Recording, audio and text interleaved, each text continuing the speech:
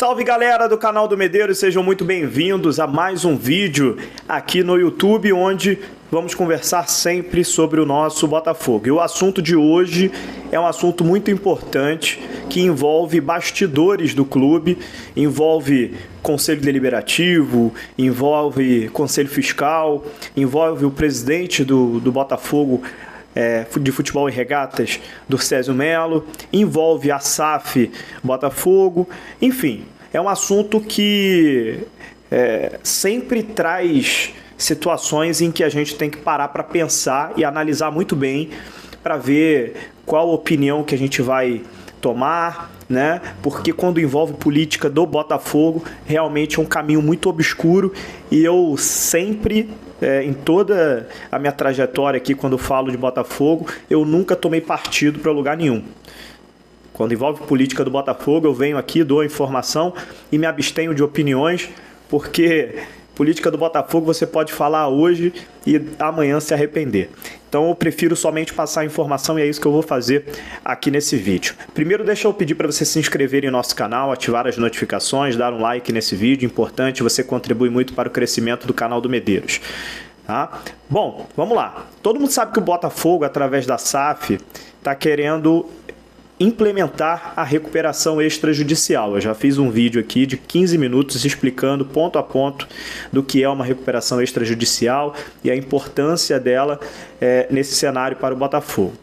O Botafogo está numa RCE que está dando problemas e o Botafogo entende hoje que a recuperação extrajudicial seria o melhor caminho.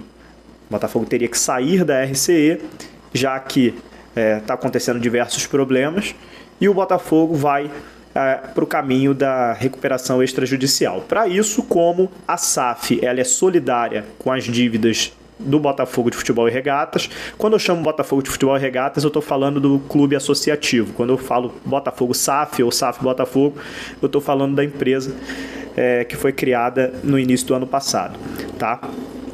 E quando se fala em recuperação extrajudicial do Botafogo de Futebol e Regatas, precisa passar pela aprovação do Conselho Deliberativo do Botafogo.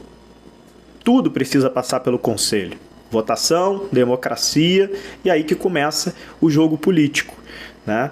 O Botafogo hoje, Botafogo de Futebol e Regatas, hoje através do presidente Durcésio Melo, tem um grupo político grande que carrega muitos votos, e geralmente as decisões que são pautadas pelo grupo político do Durcésio Melo, geralmente ganham as votações no Conselho Deliberativo, principalmente se tiver apoio do Carlos Augusto Montenegro.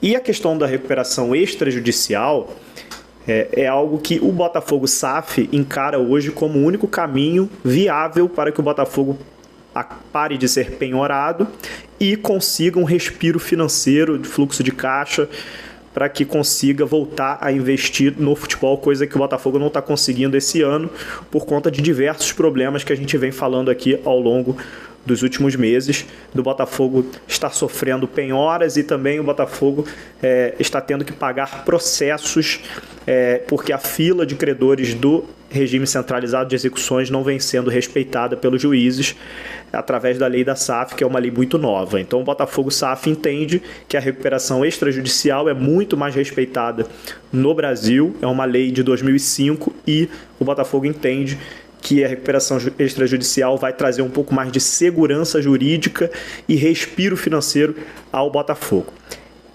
O Botafogo SAF entende dessa forma e fez com que fosse convocada, através do Durcésio Melo, fez que foi convocada uma reunião para o Conselho Deliberativo para fazer a votação do Botafogo de Futebol e Regatas para entrar em recuperação extrajudicial. Então aí que começa tudo. Por quê?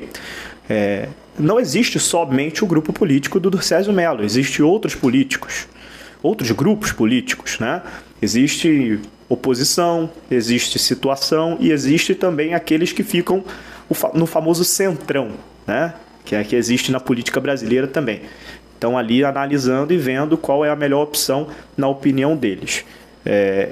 E todos, menos a situação, tanto o centrão quanto a oposição do Botafogo hoje no Conselho Deliberativo, começaram a reclamar né, da questão do tempo. Primeiro de tudo, reclamaram da questão do tempo.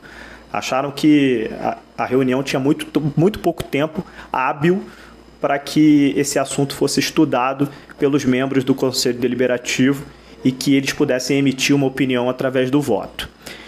A questão do tempo, como é uma reunião extraordinária, o Botafogo SAF, juntamente com o Botafogo de Futebol e Regatas, começou a criar diversos plantões de dúvidas para que essas dúvidas fossem tiradas. Então o Botafogo SAF começou a trabalhar para que esse tempo, que eles reclamaram que é muito curto, fosse substituído, essa questão de tempo, por um plantão que conseguisse resolver todas as dúvidas dos membros do Conselho Deliberativo. Então o Botafogo SAF começou a trabalhar nessa questão.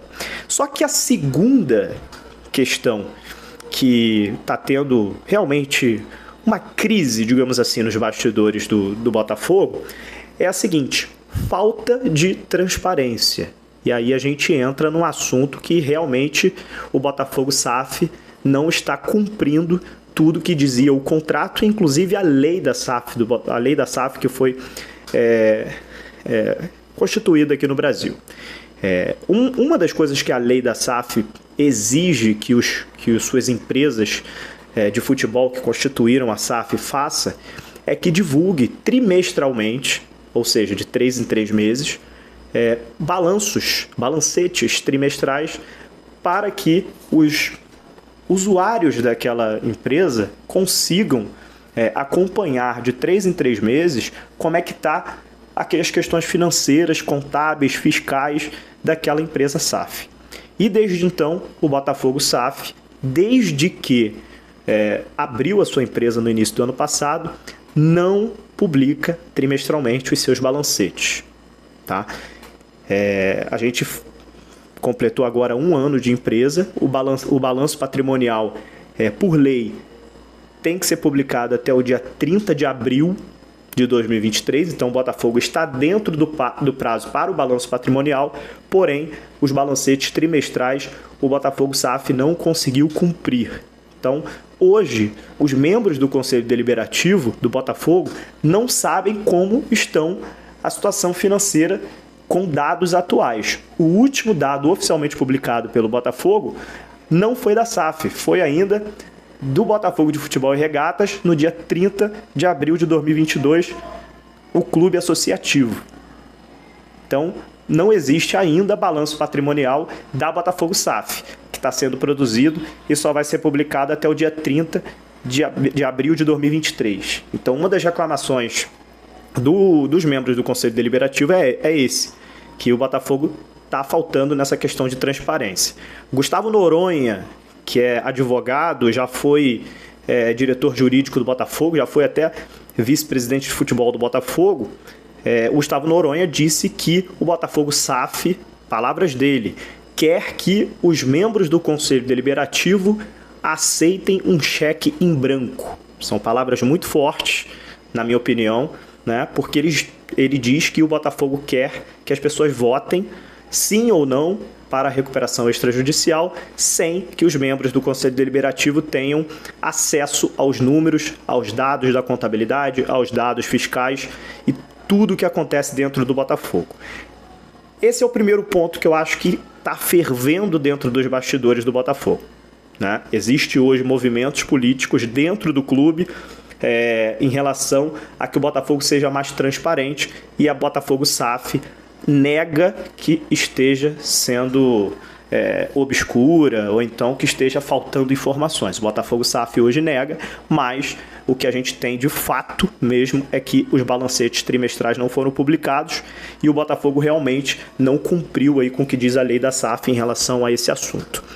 Segundo ponto, outra crítica que existe hoje dentro do Conselho Deliberativo do Botafogo é em relação a conflitos de interesse, falta de independência em relação à fiscalização da Botafogo SAF. Por quê? Quando o Botafogo SAF foi criado, a empresa foi criada, dentro de um contrato dizia que o John Textor tinha 80% das ações do Botafogo e o Botafogo tinha 20%. Por conta de um empréstimo de 50 milhões de reais que o John fez, Se o Botafogo não conseguisse pagar em um determinado período, o John ficaria com mais 10%, indo a 90% das ações, e o Botafogo de Futebol e Regatas ficaria com 10%. Foi o que aconteceu. O John Textor hoje tem 90% e o Botafogo tem 10%. Por conta desses 10% que o Botafogo tem direito a uma vaga dentro de um conselho, para que esse conselho fiscalize as ações da Botafogo SAF.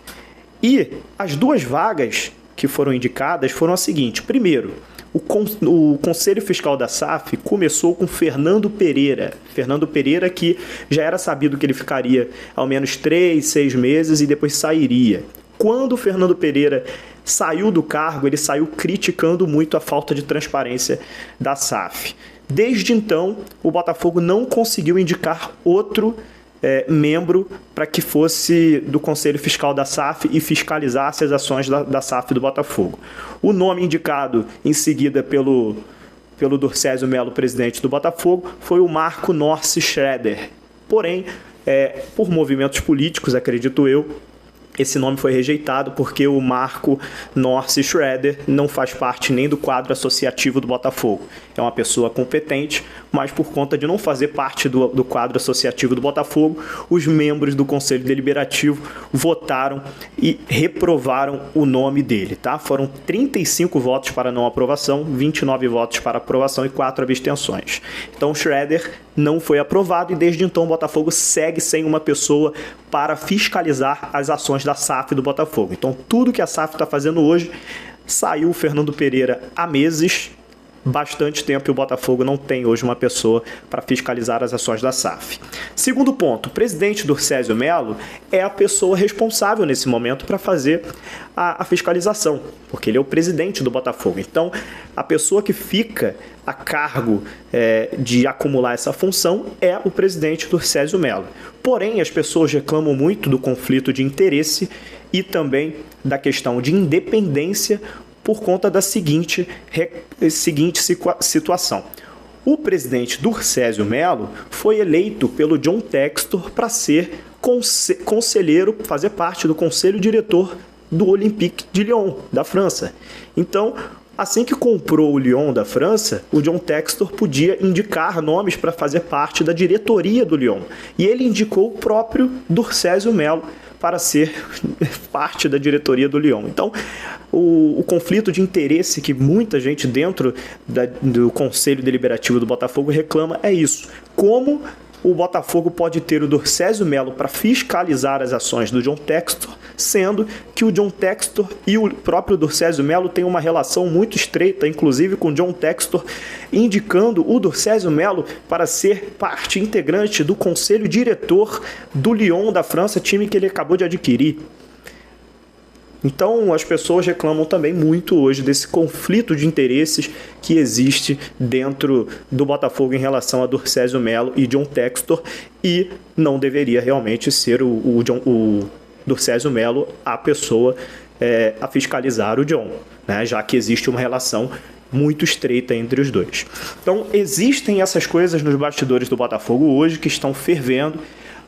A recuperação extrajudicial é algo que é benéfico ao Botafogo, todo mundo sabe disso, porém, o que se fala hoje é que o botafoguense, através do seu conselho deliberativo, não quer votar um cheque em branco, como disse o Gustavo Noronha. Quer saber primeiro dos números, quer que a Botafogo do SAF seja transparente, quer que ela apresente os balancetes, quer que ela apresente os números para que eles analisem e depois consigam dar a opinião para o sim ou para o não.